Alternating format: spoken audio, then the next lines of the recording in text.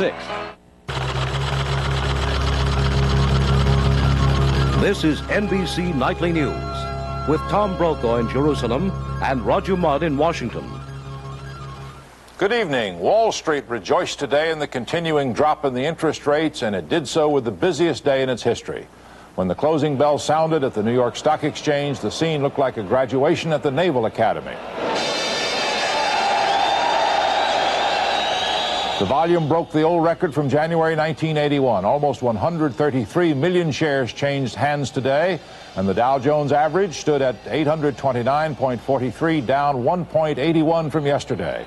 One economist at E.F. Hutton was heard to say today, "I think we got right to the brink of a depression, and I think the Federal Reserve realized that by easing up on its tight money policies."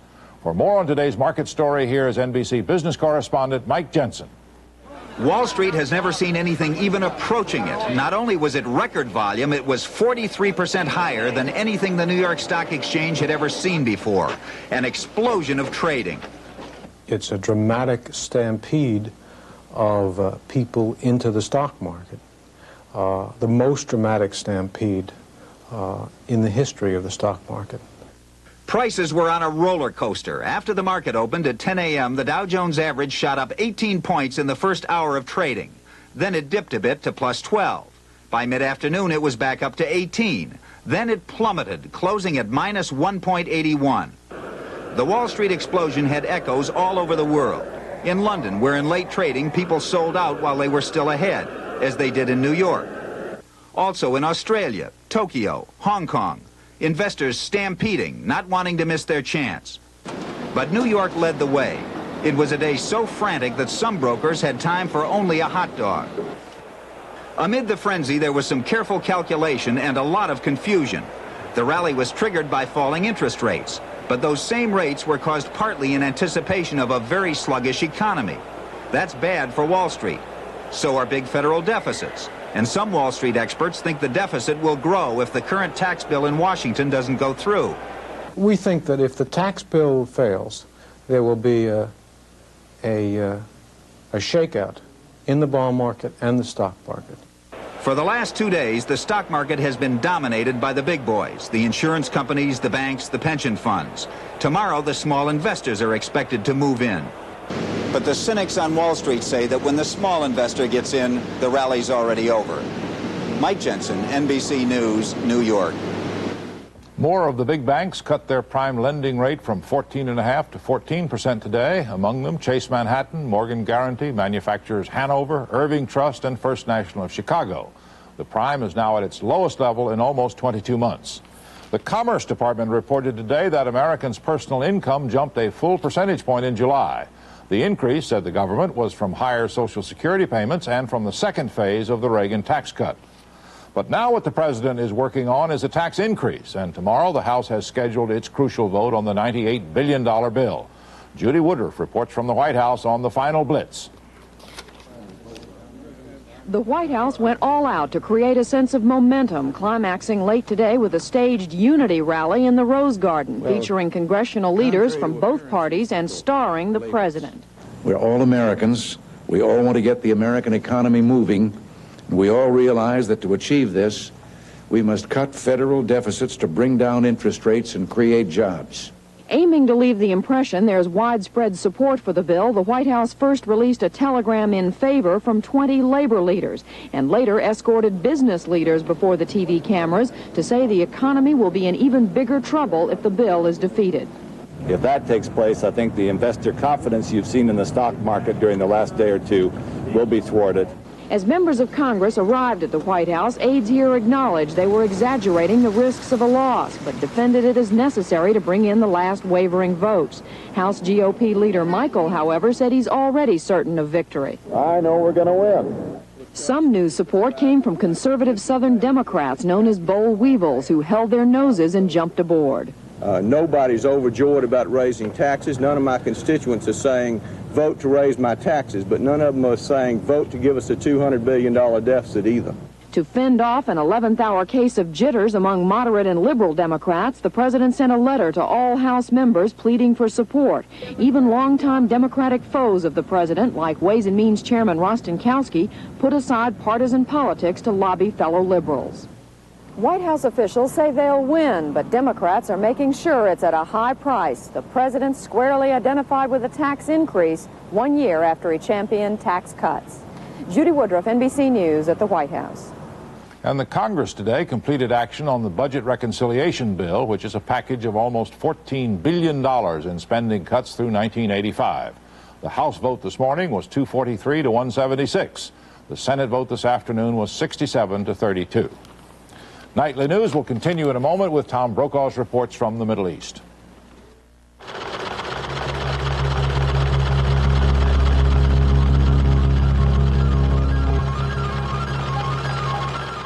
What happens to garbage after it sits around a while? It starts to smell and bacteria grow. Well, here's how to handle that problem. Introducing new Glad deodorant large kitchen garbage bags. They've been working right here, and even after 24 hours, they're still working. These bags contain a tough bacteria fighter to resist the growth of odor-causing germs on the bag, and a powerful deodorant to keep the kitchen smelling fresh and clean. New Glad deodorant large kitchen garbage bags. It's what you don't smell that counts. People who lose traveler's checks often lose other things, so they make a few calls. Hello? I need to cancel my credit card. Hello? I gotta change my travel plans. Hello, I want to send a mailgram. But one traveler's check.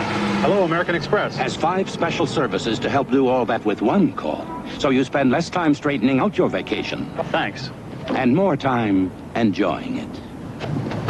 American Express traveler's checks. They're worth asking for by name.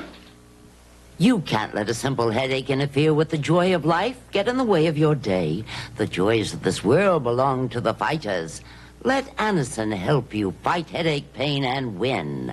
I met with Anacin's research scientists. They told me how, very simply. Anacin helps block pain, just stops it, so you can forget about it. When it comes to pain, be a fighter. You can, with Anacin. Fight headache pain and win. Good evening from Jerusalem, where everything tonight appears to be in order for the government of Prime Minister Begin to formally accept the terms of the agreement for the withdrawal of the PLO from West Beirut. Begin appeared at a memorial service tonight, and although he didn't talk about the agreement, an Israeli official close to him said the Prime Minister is a happy man as a result of the deal worked out by mediator Philip Habib. The Begin government is expected to formally accept the deal tomorrow. An Israeli source said tonight that these are the numbers involved. 7,100 PLO fighters and officers will leave. Another 1,000 foreign nationals fighting with the PLO also will go. 1,300 PLO teachers, administrators, and so on, and 1,000 Palestinian fighters controlled by the Syrians. As for the Syrian troops, final details on their withdrawal from Lebanon are expected to be delivered here to Jerusalem before tomorrow morning's cabinet meeting. And a high-level Israeli source said tonight that that captured Israeli pilot is expected to be returned by the PLO to Israel on Friday. That means the scheduled evacuation of the PLO, first to Cyprus and then to Arab countries, can begin on Saturday. Final details of all of this were worked out today in East Beirut, and Paul Miller has details on that. American negotiator Philip Habib's work on a plan for the withdrawal of PLO fighters from West Beirut apparently is nearly complete. After Habib met twice with Lebanese officials today, the Lebanese cabinet met and endorsed Habib's plan. Prime Minister Shafiq Wazan said all outstanding issues have been settled. The cabinet also decided to invite troops from the United States, France, and Italy to serve in the multinational force which will supervise the PLO withdrawal. Foreign Minister Fouad Boutros said he will formally request the troops tomorrow, and he expects the troops to start arriving and the PLO to start leaving this weekend. I hope that the schedule will be implemented as on Sunday, next Sunday, or Saturday perhaps. Sources here said the 2-week withdrawal schedule will begin with some Palestinians leaving from Beirut's port. Paul Miller, NBC News, East Beirut. Even if all the Syrian and the PLO fighters withdraw from Lebanon, several powerful forces will be left behind. Muslim military units, which have been fighting alongside the PLO. They are Lebanese, and they plan to stay in their country. In the 1970s, they fought a savage civil war with the Christian forces, which are now allied with Israel. All of this has added to the climate of fear in West Beirut. Today, many West Beirut residents were getting out ahead of the scheduled PLO evacuation. These are families whose homes were destroyed or their jobs wiped out by the war, or both. Many are afraid of more trouble when the PLO leaves. Hussein Muslimani and his wife are two of these new refugees. Muslimani, a Lebanese, worked and lived in this apartment building. It was destroyed by Israeli air attacks. With his wife, he wants to return. But for now, life is just too difficult. No food, no water, no electricity. The Muslimani family will live with relatives in southern Lebanon for the time being. But other Lebanese will stay behind. Mizar Kamhoui is a Lebanese Muslim, and he says the fighting will go on even after the PLO leaves. We are going to continue fighting Israel because this battle is not the battle of the PLO and the Israeli. Yeah. It's the battle that they conquered Lebanon. Are you a fighter? Sort of. Sort of, yeah. For now, the people of West Beirut understandably are grateful this war apparently is about to end. But there are many rhythms to life in Beirut. And once the PLO leaves, old animosities will remain. The fear is that sooner or later, Beirut once again will be rocked by violence. Tonight in West Beirut, explosive reminders of the continuing difficulties in that city. 4 or 5 powerful car bombs exploded, killing several people. Roger? The White House said today it expects a formal request for peacekeeping troops from the Lebanese government tomorrow. When that request arrives, President Reagan himself is expected to make a public announcement of the U.S. Marine deployment. And the French government today outlawed Direct Action, a terrorist group which has claimed responsibility for some of this month's anti-Semitic attacks in France. The decision to ban the group came shortly after President François Mitterrand announced a crackdown on terrorism. Direct Action's leader was released from prison under an amnesty program last summer following Mitterrand's victory.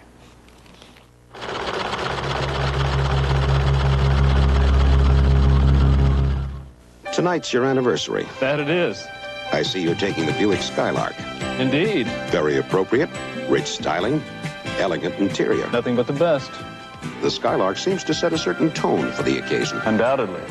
I gather that Skylark's economy also has its appeal. It does. If you'd rather spend your money on better things than gasoline. Buick Skylark. Save up to $400 on new 82 Skylarks now during Buick Value Days. Digel tops plain-add acids. We proved it in recent laboratory tests. Cutting the yellow top off a Digel tablet illustrates the results. Without its top layer, Digel consumes as much heartburn-producing acid as plain-add acids like Rolaids. What's more, Digel has the yellow top and gives you the fast, gas-calming action of simethicone. Conclusion: when you want more than plain relief, Digel tops plain-add acids. The Uniroyal Tiger Paw gives you a jump on that tough, twisting road in any weather. The Tiger Paw's tough, all-weather tread helps you grab that rainy, slippery road and keeps right on purring. To tame that road, it takes careful driving and the steel-belted Tiger Paw. Let it loose on your car. Uniroyal, we give you more to go on. Ever since the Republican victory in 1980, conservatives have waited, not always patiently, to introduce legislation on abortion and school prayer. And this week, North Carolina Senator Jesse Helms finally got his chance. He's using a money bill on the Senate floor to begin debate on these issues, and all week both sides have fought for parliamentary position. The first to be recognized today would have the advantage. John Dancy reports. The atmosphere was tense as pro- and anti-abortion forces shouted for the floor. North Carolina's Helms and Oregon's Packwood shouted in unison, "Mr. President, Mr. President." But South Carolina's Strom Thurmond, a staunch foe of abortion, was presiding. He recognized Helms. Helms introduced 2 amendments, one against abortion, the other for voluntary school prayer. After a head count had showed the original Helms amendment faced certain defeat, Helms' new amendment dropped strong language saying life begins at conception and substituted weaker language that the Supreme Court erred in an earlier decision by not recognizing the humanity of the unborn child.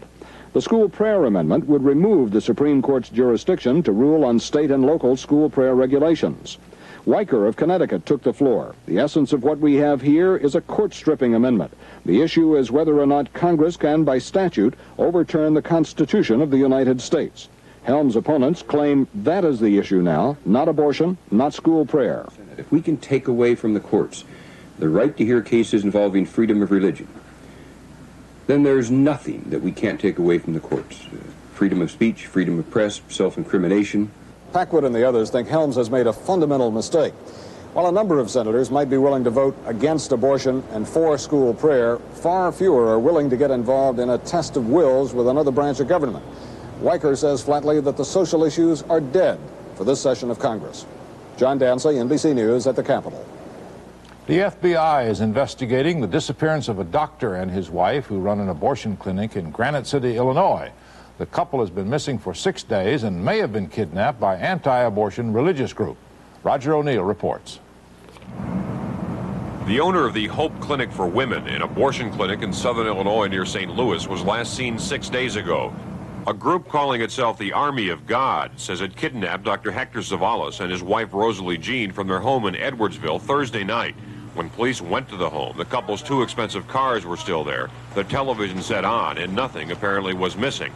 FBI agents said they have received a number of letters from the Army of God, which claims to be an anti-abortion group. A local newspaper says one rambling letter claims man is evil and demands a high-ranking government official denounce abortions before the Zavalases will be freed. We're looking at all possibilities, and certainly nothing is closed to us at this time. The abortion clinic has been the scene of numerous anti-abortion demonstrations. 8 months ago, police say someone tried to burn the clinic down. Not the church, not the state. Women must decide their fate. There have been strong feelings on both sides of the abortion question in the St. Louis area. A number of anti-abortion leaders, including Reverend Edwin Aronson, have been questioned by the FBI. But all people deny any knowledge of the kidnapping or the Army of God group's existence. But before they left, it was definite that they did not clear my name yet. Established anti-abortion groups in the St. Louis area have denounced the kidnappings. Roger O'Neill, NBC News. A House report said today that the congressional page system should continue, but with tighter supervision and improved housing. The page program came under criticism recently when it was linked to a scandal now largely discredited.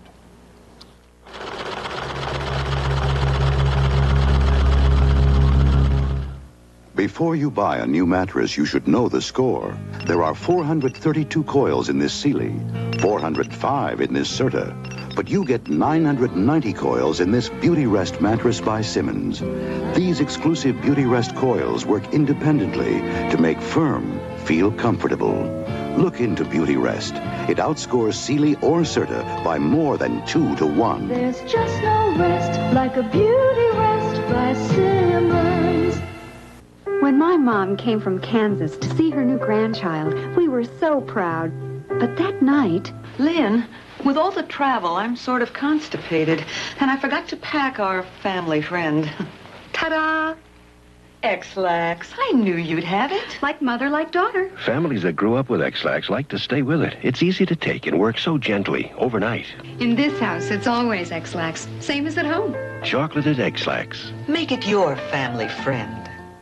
Hey, ready for the new season? You bet. With that poor reception? Well, last winter was pretty tough on the old antenna. Here, replace it with this Radio Shack Super Color TV antenna at a special purchase price, only $21.88. Save even more by installing it yourself. Radio Shack has all the accessories to make it easy. Great picture. I'm ready now. Oh, Murray, you fixed the picture. The Super Color TV antenna, just $21.88, only at Radio Shack. The pro football season is almost upon us, but a players' strike could arrive before the first kickoff. Negotiations between players and owners are almost at a standstill, and this week there's a new bone of contention. Robert Hager reports on that it started with a show of strength by the players this week. Ever since pro football players like the Seattle Seahawks and the St. Louis Cardinals last Friday defied the owners to shake hands in union solidarity before exhibition games, relations have been getting worse. The Seahawks owner says he'll fine players a half a game's pay for each incident, thousands of dollars per game for most players. And other players around the league have been fined at least $100. In Washington, the players have asked the National Labor Relations Board to seek a court injunction preventing further fines. Seahawks player representative Sam McCullum said today the Seahawks just might not play this weekend. But there's a slight possibility that, we may not go to Minnesota, but the team hasn't talked about it in depth yet. It's only been kind of very surface talk. The negotiator for the Players Association, Ed Garvey, wants the NLRB to say something by Friday. Some of the teams have indicated to us that they are so exasperated by the fines for the simple act of shaking hands to show solidarity and the fact that the Seattle players are not getting paid at all, that they would like to take some action. If by Friday noon we have no action at all, then the players want to have another meeting to decide what they're going to do. Owners negotiator Jack Dolan took his case to the NLRB today. Our concern really was for the fans sitting in the stands if they were going to be a delayed or a postponed or a canceled game because of that activity. So what we were hoping to do is to nip that right in the bud.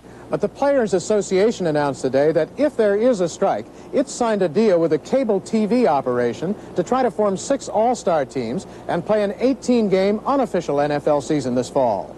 Robert Hager, NBC News, Washington.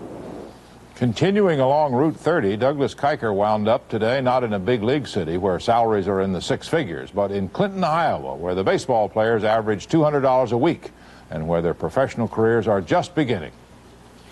An August evening in Clinton, Iowa. Good evening, ladies and gentlemen. Welcome to beautiful Riverview Stadium. The time and the place for some enduring American chemistry. I wasn't going to waste that ticket I called you for last night. Glad you did. Summer, small towns, and baseball.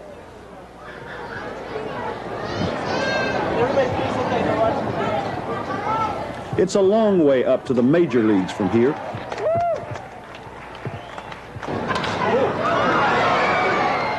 In fact, this is the start of that long climb. Not AAA or AA, but single A. Class A minor league baseball. Come on, hit it where it's pitched. Come on, G. Come on.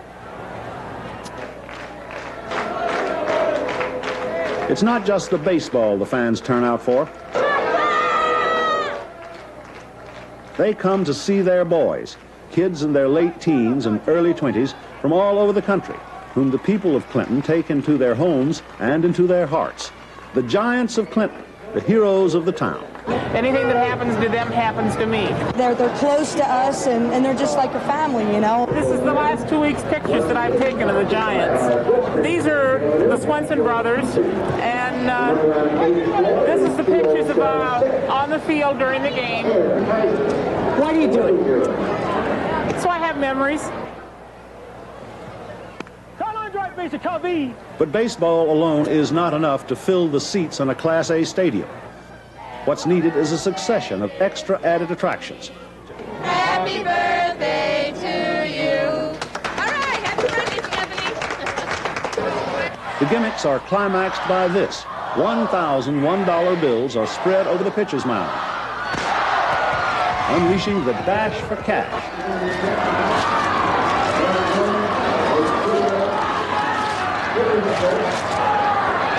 And while all this crowd-pleasing hoopla is taking place, manager Wendell King is trying to win a baseball game.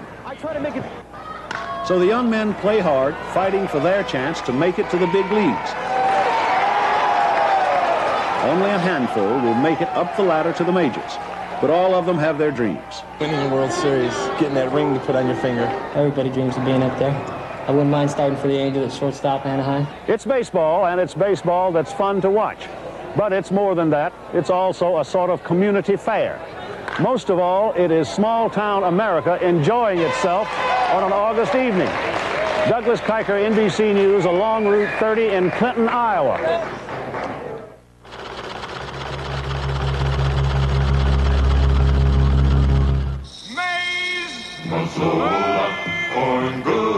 Long ago, a chosen brave signaled the corn harvest so essential to my people, Today, corn is essential to Mazola 100% corn oil margarine. Mazola is made from 100% pure corn oil. So Mazola has no cholesterol, naturally.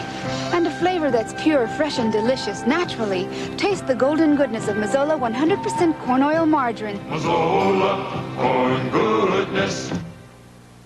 Come to Chrysler Plymouth's Value Showdown Clearance. Participating dealers have factory cash incentives for low prices on new 82s. And every new 82 passenger car Chrysler builds comes with 5-year, 50,000-mile protection. Ford and GM cars don't. Participating dealers have rebates on imports. $300 on sporty Sapporo. $400 rebate makes Face Champ the lowest suggested retail priced car in America. See your dealer for details at the Chrysler Plymouth 82 Clearance. Are you a saltaholic? Do you think most everything needs salt? Then you're a saltaholic. Like most Americans, you eat more than 20 times the salt your body needs. Now, with no salt, you can have the flavor of salt without salt. No salt tastes good, and there's no salt in no salt. You can shake no salt, cook with no salt, and shake the salt habit. It takes a lot to get Californians out of their cars, but the city of San Diego appears to have found a way. Meredith Lewis has a report on a high-tech version of an old standby, the trolley. Welcome aboard San Diego Transit. When San Diego first put its trolleys on the tracks a year ago, everything that could go wrong did. The trolley's timetable was considered a practical joke and a good excuse for being late for work. It was about a half an hour late. And I'm 15 minutes late now, so I better move. On C Street downtown, where the trolleys mix with automobiles, the traffic signs at first baffled many motorists. In the first months, one man was killed and more than 24 people were injured in collisions with the trolleys. A bright red trolley car as big as 2 houses apparently became invisible to some drivers. But a year later, most people are getting used to the trolleys. Traffic accidents are few, and for the most part, the trolley cars run on schedule. In fact, the system is usually so efficient, it's drawing a lot of people out of their cars, a rare event in Southern California. It gets me to work on time. I don't have to drive or have to worry about the parking. The parking's the biggest reason I ride the trolley. I get home more relaxed at night riding this. I don't have to worry about the other crazies out on the road or anything. About 12,000 passengers ride the trolleys daily, to and from work, and on sightseeing trips down to Tijuana. Tickets are sold from computerized machines, and there's no conductor on board to collect tickets. Check your tickets, please. But there are roaming ticket inspectors looking for people trying to take a free ride. They report, however, that fewer than 1/3 of 1% fail to buy tickets. And the best news, the trolley system is nearing break-even. We're returning 82% of our operating costs through the fares collected, and I believe that's the highest in the nation. The trolleys are running along so well that the city has plans to extend more lines to the airport and to eastern suburbs by 1986. Meredith Lewis, NBC News, San Diego. That's Nightly News for Wednesday. I'm Roger Mudd in Washington. And I'm Tom Brokaw in Jerusalem. Good night for all of us at NBC News. Tomorrow morning on Today, Treasury Secretary Regan on your taxes and the Wall Street explosion. Jane Pauley reports on taxpayers' complaints about Pentagon spending.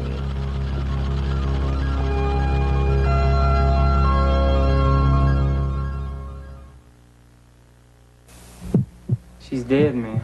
Who asked you? Come on, No. Pete, it's over.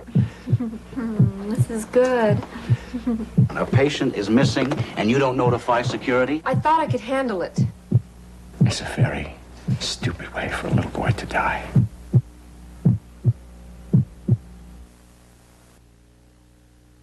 Coming up in just a minute on the scene at 6, state officials say flood damage is much higher than earlier estimated.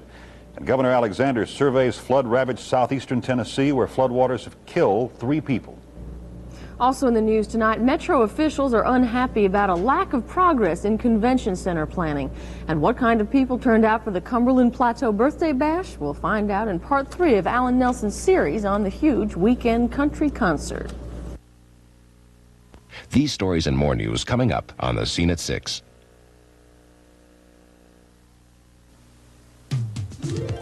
Going out with friends is always special, but especially when you're going to Red Lobster, because you can have lobster tail. A fried shrimp fan can dip away.